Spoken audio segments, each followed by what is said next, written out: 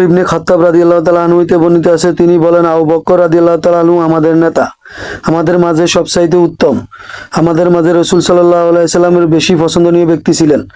হাদিসটি 3656, তিরমিজিতে, মিশকাতে 6018, বুখারীতে 3754 নম্বর রয়েছে।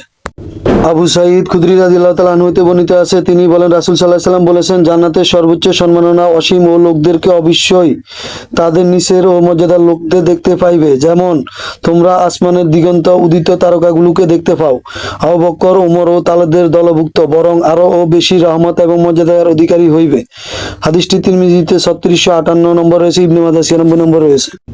হযরত হুযায়ফা রাদিয়াল্লাহু তাআলা আনহু হতে বর্ণিত আছে, তিনি বলেন, রাসূল সাল্লাল্লাহু আলাইহি সাল্লাম বলেছেন, তোমরা আমার ও পরে আবু বকর এবং উমরের অনুসরণ করবে। হাদিসটি তিরমিজিতে 3662 এবং ইবনে মাজাহ 97 নম্বর রয়েছে।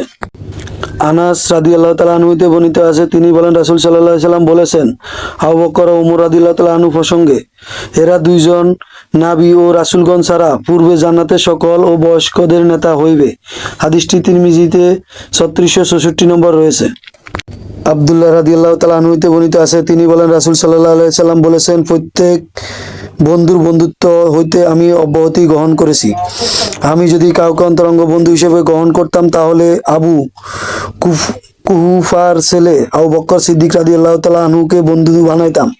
তোমাদের এই সাথী আল্লাহ তাআলার অন্তরঙ্গ বন্ধু। সুবহানাল্লাহ। হাদিসটি তিরমিজিতে 3655, সহিহ মুসলিমে রয়েছে।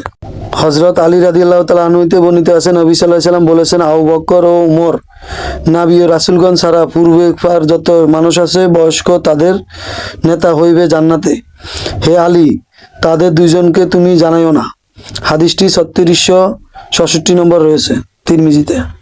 হযরত আবু সাঈদ আল খুদরি রাদিয়াল্লাহু তাআলা আনহু হতে বর্ণিত আছে, তিনি বলেন, আবু বকর রাদিয়াল্লাহু তাআলা আনহু বলেছেন, আমি সেই লোক নই কি যে ও সর্বজ্ঞ ইসলাম কবুল করেছে?